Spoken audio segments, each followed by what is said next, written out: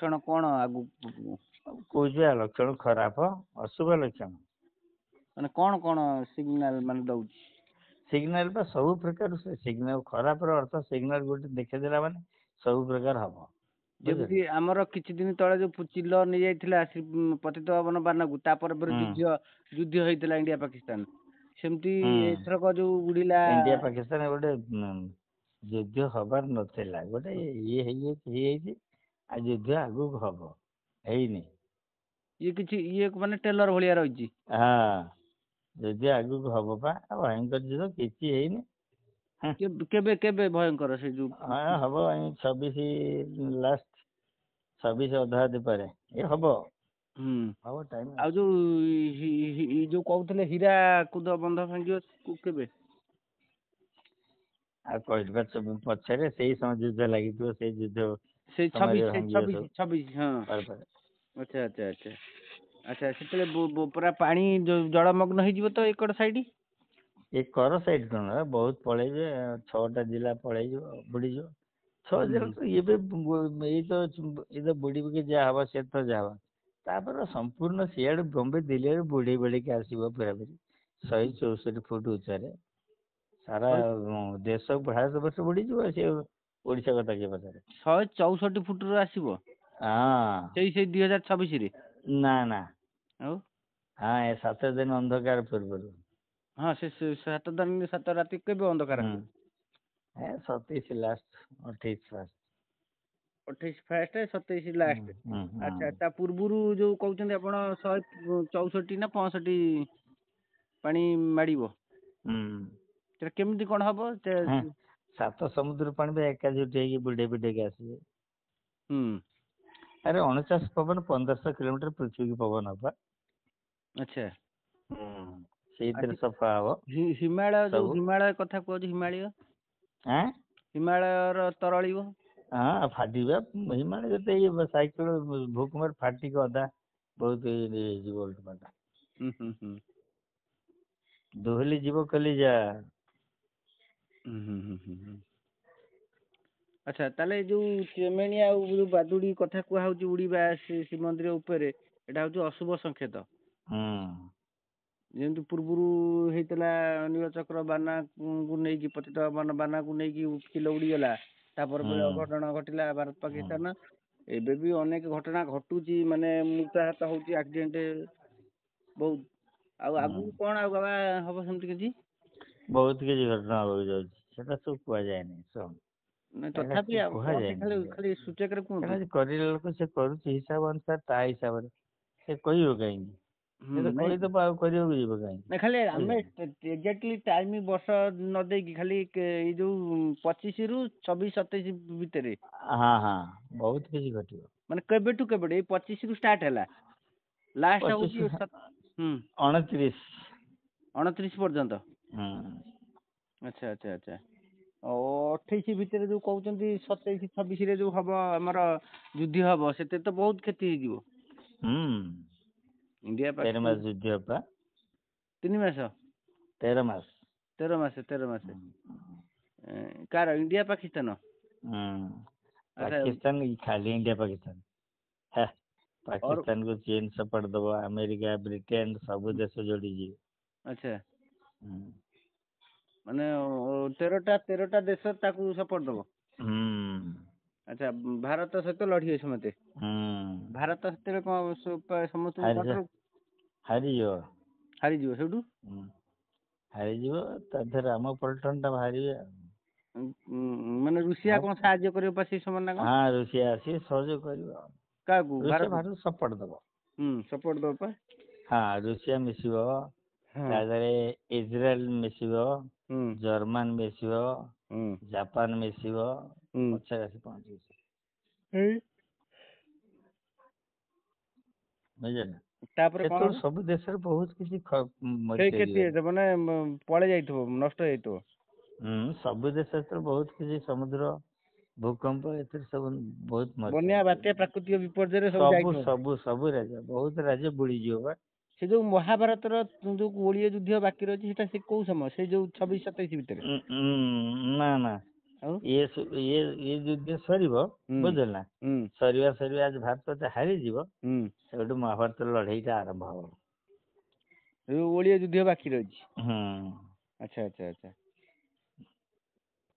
ସେଟା ଆପଣଙ୍କର ସେଇ 27 ଶେଷ ବେଳକୁ ହବ। 28। 28 ଏ ଯୋଉ 13 ମାସ ଚାଲିବ 26 25 ରୁ ତ ଇଏ ଜାଣି ପଡିଛି ମଞ୍ଜି। ଦିକେ ସେମିତି ଚାଲିବ ଆଉ। ତାର ଆହୁରି ଆଗକୁ ହବ ଭୟଙ୍କର ପରିସ୍ଥିତି ଆଉ ନା କଣ? ଆଚ୍ଛା, ଆଉ କୋଉ ଅନ୍ୟ ଯୋଉ ଦେଖିବା ପ୍ରାକୃତିକ ବିପର୍ଯ୍ୟୟ କଣ, ବାତ୍ୟା, ବନ୍ୟା, ଭୂମିକମ୍ପ ସେ ସବୁ କେମିତି କଣ? ବହୁତ କିଛି ଭୟଙ୍କର ଅଛି। ଏଇ ବର୍ଷ ଅଛି। ଆଗକୁ ଭୟଙ୍କର ଅଛି। ଗୋଟେ ସାଇକ୍ଲୋନ 500-700 କିଲୋମିଟର ବେଗରେ। ମାନେ ଯୋଉ ମହାବାତ୍ୟା 1999 250 କିଲୋମିଟର 300 କିଲୋମିଟର ହାଇଟ୍। ଇଏ କିଛି ନୁହଁ, ତାଠୁ ଡବଲ। ତାଠାରୁ ଆହୁରି ଭୟଙ୍କର ଡବଲ ଭଳିଆ ରହିବ। ଆଚ୍ଛା। ସବୁ ବଢିବ, କ୍ରମଶଃ ବଢିବ। ସେ ଆପଣଙ୍କର ଏଇ ବର୍ଷ ନା ଆଉ ଏ ବର୍ଷ ଅଛି 25, 26, 27 ତିନିଟା ଟର୍ମ ଭୟଙ୍କର। ଆଚ୍ଛା, କଳ୍କି ଲୀଳା କଣ ସେ ଆରମ୍ଭ ହେଲାଣି? ନା, ହେଇନି ନା। ଗୁପ୍ତ ଲୀଳା ସରିଛି ବା, ପ୍ରକାଶ ଲୀଳା ବାକି ଅଛି। ପ୍ରକାଶ ଲୀଳା ଟା ବାକି ରହିଛି। ହଁ। ସେଟା କେବେ କରିବେ ଆରମ୍ଭ ପ୍ରଭୁ? 28 ଲାଷ୍ଟ, 29 ଫାଷ୍ଟ ବୋଧେ ହବ। ମାନେ ଯେତେବେଳେ ଯୁଦ୍ଧ ପରିସ୍ଥିତିରେ ଭାରତ ପୁରାପୁରି ସେ ସମୟରେ ଇଏ ହେଇଥିବ, ସେତେବେଳେ ପ୍ରଭୁ ନିଜେ ବାହାରିବେ। ସେ 28 ଫାଷ୍ଟ। ଇଏ ସେତେବେଳକୁ ତୋପ ଗୁଳି ଗୋଳା କାମ କରିବା ନାହିଁ, ସୁଦର୍ଶନ ପାଶୁପତ କାମ କରିବ। ଆଜ୍ଞା। ସୁଦର୍ଶନ ପାଶୁପତ କାମ କରିବ। ସୁଦର୍ଶନ ଚକ୍ର। ହୁଁ।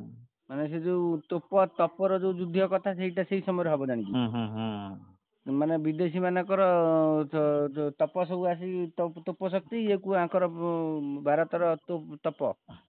ହଁ, ଇଏ କେଇ ଜଣ, ଇଏ ସବୁ ସାଧୁ ସନ୍ଥ ବି ଯିବେନି, କେହି ଯୁଦ୍ଧକୁ ଯିବେନି। ଏ ଲେଖା ଅଛି ତପ ଶକ୍ତି କଣ, ଭଗବାନଙ୍କ ପାୱାର ଶକ୍ତିରେ କାମ କରିବ। ସେ ଯୋଉ କୁହା ହଉଥିଲା ପରମାଣୁ ବୋମାକୁ ଅଚଳ କରିଦବ। ଏ ପାଣି ହେଇଯିବ, ମୁହୂର୍ତ୍ତେ ଲାଗିବନି। ଆଚ୍ଛା, ସେ ସମୟ ତାହେଲେ 25 ରୁ 28 ଭିତରେ ଫାଇନାଲ, ମାନେ ଏଇଭଳିଆ ପରିସ୍ଥିତି। ହଁ। ତାପରେ ଯୋଉ ବଳଦେବ ରଜା ହେବେ ଯୋଉ କୁହା ହୁଏ, ବୋଧେ ହେଇଯିବ 30 କିମ୍ବା ସେଇ 29। 29 ଯୋଉ କୁହା ହଉଥିଲା ବଳଦେବ ରଜା 29 ରେ। 29 ସେ ତ ଭାଙ୍ଗି ତୁଟି ଯାଇଥିବ, ନୂଆ ତିଆରି ହେଇକି ହେଲା ପରେ ରାଜା ହେବେ, କଣ ସାଙ୍ଗେ ସେଇଟା କଥା କହୁଛି। କିଛି ନଥିବ, ଖାଲିଟା ଶୂନ୍ୟରେ ବସିବ। ସବୁ କେତେ ଜିନିଷ ତିଆରି ହବ, ଇଏ ହବ, ତେବେ ଯାଇକି ସିଂହାସନ ହବ। ସେତେବେଳକୁ ମାନେ ସାରା ବିଶ୍ଵର କେତେ ଲୋକ ମରିଯାଇଥିବେ? 80 ଭାଗ ନା? 650 ପଳେଇଥିବେ। 650 ମାନେ ବୁଝିହେଲାନି। 650 କୋଟି। 650 କୋଟି ପୁରା ମୃତ ହେଇଯିବେ। ତ ବେଶୀ ବହୁତ ପଳେଇଯିବେ। କୋଉ ଦେଶରେ କ୍ଷତି ଘଟିବ? ଫରେନ୍ କଣ୍ଟ୍ରି ଗୁଡା ବେଶୀ ପଳେଇବ। ଆଚ୍ଛା। ସେପଟ କଣ୍ଟ୍ରି ପଳେଇଯିବ, ଭାରତ ପଳେଇଯିବ ନାଇଁ? ନାଇଁ ପଳେଇବ, ତା ଭିତରେ କିଛି ରହିବ ଆଉ। ଆଉ ନାଇଁ, ଭାରତର ବିଶେଷ କରି ଓଡିଶାରେ ବେଶୀ ରହିବେ ନା କଣ? ନା, ଓଡିଶାରେ ତ ରହିବେ ଯେ। ଓଡିଶାରେ ରହିବେ, ଏବେ ଭାରତ ବର୍ଷରେ ଏଇ ଯୋଉ କହୁଛନ୍ତି ଯୋଉ ଇଏ ଆମକ 64 କୋଟି ସବୁ କହୁଛନ୍ତି, ଏତେ ନୁହେଁ। ଲୋକ ସଂଖ୍ୟା? ନା, ଲୋକ ସଂଖ୍ୟା ଭାରତ ବର୍ଷରେ 8 କୋଟି ମାତ୍ର ରହିବେ। ଯୋଗାନ ଚାରିଟାରେ ବଛା ହେଇକି ଆସିବ, ସବୁ ପଳେଇଯିବେ, କଟିଯିବ ସବୁ। ପୂଜା ପଦ୍ଧତି, ମାନ୍ତ୍ରିକ, ଯାନ୍ତ୍ରିକ, ତାନ୍ତ୍ରିକ, ଜପ ତପ ବାଲା ସବୁ କଟିଯିବେ। ସବୁ ଧର୍ମ ପରୀକ୍ଷାରେ କଟିଯିବେ ସବୁ ଗୁଡାକ, ବୁଝିଲେ? ଆଚ୍ଛା, ସବୁ ଦେବାଦେବୀ କଣ ନରସରରେ ଆସିଲେଣି ନା ଆସିବେ? ସବୁ ଆସିଯାଇଛନ୍ତି, କେହି ବାକି ନାହାନ୍ତି। ସବୁ ଆସିଗଲେଣି? ସବୁ ଆସିଯାଇଛନ୍ତି, ପାୱାର ଛଡା ହେଇନି। ମାନେ ଶକ୍ତି ତାଙ୍କୁ ଜାଗ୍ରତ କରାହେଇନି? ନା। ଆଚ୍ଛା, ଭକ୍ତ ସବୁ? ଆମ ହେଣ୍ଡକୁ ଆସିନି। ଏ ଯୋଉ ସେମାନେ ଆମ ପାଖକୁ ଆସିଲେ ସିନା ଚାର୍ଜ ହେଲେ ପାୱାର ଲାଗିବ। ଚାର୍ଜ ନ କଲେ ମାଗଣା କିଛି କରିପାରିବେନି ସେ। ଆଚ୍ଛା ଯୋଉ ଭକ୍ତ ମାନେ ଯୋଉ ଭକ୍ତ ମାନେ ଏଇନା ସବୁ ଆସିନାହାନ୍ତି, ଆସିବେ ଏଇ 25 ଲାଷ୍ଟ ଆଡକୁ, ଏଇ ଭିତରେ ବୋଧେ ଖୋଜାଖୋଜି କରିବେ। 26ରେ ପହଞ୍ଚିବେ, କିଛି କିଛି ଆସିବେ। 26 ତ ଏଠିକି ଚାଲିବେ ଆଉ। ଆଚ୍ଛା ସେମାନଙ୍କୁ ପାର ମିଳିଲାଣି ଭକ୍ତ ମାନଙ୍କର କଳା ପ୍ରାପ୍ତ ହେଲାଣି କଳା? ନାଇଁ ଏଇନା ବା କେହି ପାଇବେନି କହୁଛି। ଭକ୍ତ ତମେ ସବୁ ଭଗବାନ ବି ଚେତନା କେହି କରେ, ମାନେ ବର୍ତ୍ତମାନ ଅବଚେତନା କାହାରି ଆସୁନି। ସବୁ ଗୁଡାକ ଭକ୍ତ ତ ବାହାରି ନାହାନ୍ତି, ବର୍ତ୍ତମାନ ସବୁ ସଂସାର କ୍ଷେତ୍ରରେ ଅଛନ୍ତି। ବଡ ବଡିଆ ମାନେ ସବୁ ସଂସାର କ୍ଷେତ୍ରରେ ଅଛନ୍ତି। ଆଉ ଏଇଗୁଡା ସବୁ ଯୋଉ ରୂପ ଧରିକି ସବୁ ବୁଲୁଛନ୍ତି, ଗେରୁଆ ବସ୍ତ୍ର ପିନ୍ଧି, ଏଇଟା ଭକ୍ତ ନୁହେଁ। ତାହେଲେ ଆପଣ କହିବା କଥା ଏଇ ଯୋଉ ଉଡିଲା ଚେମେଣି ଆଉ ବାଦୁଡି ଏସବୁ ମାନେ ବିଶ୍ଵ ପାଇଁ ବିପଦ ଅଛି, ଭାରତ ପାଇଁ ଓଡିଶା ପାଇଁ ମଧ୍ୟ ଅଛି। ସବୁ ସାରା ବିଶ୍ଵ ପାଇଁ ବା ସଂକେତ। ଆଚ୍ଛା ଆଗକୁ ଯୋଉ ଜ୍ୟେଷ୍ଠ ପୂର୍ଣ୍ଣିମା ଆସୁଛି, ସେଠି ତା ପୂର୍ବରୁ ଏ ଲୀଳା କିଛି ଦେଖେଇଲା ଟ୍ରେଲର ଟା ବୋଧେ ହବ, କିଛି ହବ? ହଁ ସଂକେତ, ଭଗବାନ ସବୁଥିରେ ସଂକେତ ଦିଅନ୍ତି, ବୁଝିଲ। ଯିଏ ଧରିଲା ଜାଣିପାରିଲା। ହଁ ଆଉ ସେ ସବୁ ସେଇ ଭକ୍ତ ମାନ ଚେତନା କାହିଁକି କରାହଉଛି, ଆମକୁ ଚେତନା ଦେଲେ ଆମେ ବୁଝିବେ ଯେ ପ୍ରଭୁ ଆସିକି ଗୋଟେ ପାର୍ଟ ସାରିଛନ୍ତି, ଗୋଟେ ପାର୍ଟ ଉପରେ ଲୀଳା ପ୍ରସ୍ତୁତ କରିବେ। କେମିତି କରିବେ? ତମେ ଏଇଭଳିଆ ହେଇଗଲା, ତମେ ଯାଇକି ଆଗୁଆ ଇଏ କର। କିନ୍ତୁ ମାଳିକା ଚ୍ୟାନେଲ ସେ କହିନି, ଯୋଉ ସୁବ୍ରତ ତା ଲେଖା ହେଇଯିବ, ଜଗନ୍ନାଥ କହୁଛନ୍ତି ଅଚ୍ୟୁତାନନ୍ଦ ମାଳିକା ତର୍ଜମାନ ସେ କହିନାହାନ୍ତି ଯେ ତମେ ଯାଅ ଶ୍ରୀଗୁରୁଙ୍କ ଶିଷ୍ୟତ୍ୱ ଗ୍ରହଣ କର, ଆଉ ସେଇଠି ଯାଇକି ତ ସେ ରାସ୍ତା ଯଦି ପାଇବ ତ ବଞ୍ଚିବ, ନହେଲେ ଚକ୍ର କେହି ବଞ୍ଚି ପାରିବେନି। ଯେତେ ଠିକ ଅଛି, ତପସ୍ୟା କର, ଯେତେ ଆମର ସାଧ ତାହେଲେ କହିବା କଥା ଯାହା କର। ଯୋଉ ଚେମେଣିଆ ବାଦୁଡି ଉଡିଲେ ଯୋଉ ଆମର ଶ୍ରୀମନ୍ଦିରରେ, ତାହେଲେ ବିଶ୍ୱ ପାଇଁ ଭୟଙ୍କର ବିପଦ ହଉଛି। ଏ ବର୍ଷ ମଧ୍ୟ ବାତ୍ୟା, ବନ୍ୟା, ଭୂମିକମ୍ପ ଠାରୁ ଆରମ୍ଭ କରି ବିଭିନ୍ନ ପ୍ରକାର ପ୍ରାକୃତିକ ବିପର୍ଯ୍ୟୟ ମଧ୍ୟ ସବୁର ସେ ସ୍କିମ୍ ଟା ଦେଖେଇଦେଲେ। ଆଉ କଣ ସବୁ ବର୍ଷ ତମକୁ ଦେଖଉଥିବେ? ମାନେ ଦେଖେଇଦେଲେ ଯେ 25, ଆସିଗଲା 26, ବେଳ, 27 ତମେ ସଜାଗ ହୁଅ। ଆଜ୍ଞା 25, 26, 27, 28 ଭିତରେ ସବୁ ଆଗରୁ ତ ସେଟା ସବୁ ପରିବର୍ତ୍ତନ ସବୁଗୁଡା ପାଇଁ ସଂକେତ ଦେଇ ଦିଅନ୍ତି ନା, ଆଉ କଣ ସେଇ 50 ଥର ସଂକେତ ଦେଖଉଥିବେ? ନାଇଁ ସେ 28 ଭିତରେ ସବୁ ସମ୍ପୂର୍ଣ୍ଣ ସରିଲା ପରେ ତାପରେ 29 କି ବଳଦେବ ରଜା ହେବେ। ଆଚ୍ଛା ଶାସନ କଥା କହିବା, ଯୋଉ ପଲିଟିକାଲ ଇସ୍ୟୁ କଥା। ନା ପଲିଟିକାଲ ପାଇଁ ଏଇଠୁ ଡେଥ୍ ମୋଦିଠୁ ସରିବ, ଆଉ ନାହିଁ। ଆଚ୍ଛା ଆଉ ଇଲେକ୍ସନ ନାହିଁ, କେବଳ କେବଳ ଗଦାଟା ବାହାରିବ, କେବଳ 8ଟା ଦେବୀଙ୍କି ଗଦା ସଂକେତ ଦିଆଯିବ, ସେମାନେ ସବୁ କାମ ବଢେଇ ଦେବେ ସୃଷ୍ଟି କି। ଆଚ୍ଛା ଗଦା ଚିହ୍ନ ଯୋଉଟା ଆସିବ ଲାଷ୍ଟକୁ। ଆଚ୍ଛା ଆପଣଙ୍କର ଯୋଉ ଇୟର ଅଛି କୋଉଟା କହିଲେ, ଯୋଉ ପୁରୀ ଶ୍ରୀମନ୍ଦିର ଏ ବର୍ଷ ରଥଯାତ୍ରା ହବ ନା ହବନି? ନା ସେଟା ହଉ, କଣ ତମର ଅସୁବିଧା କଣ ହଉଛି?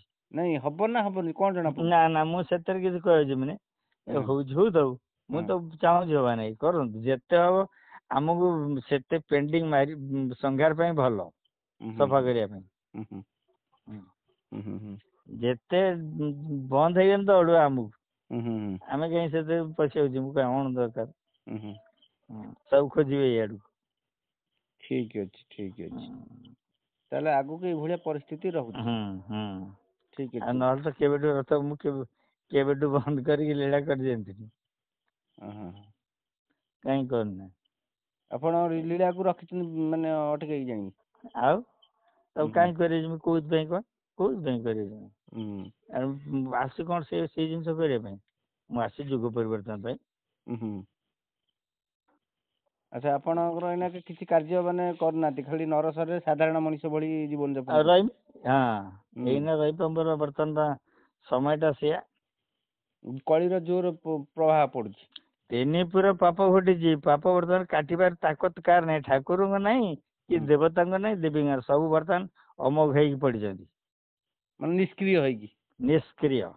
କିଛି ଚାହିଁଲେ ବି କରିପାରୁନାହାନ୍ତି, ଖାଲି ଦେଖୁଛନ୍ତି।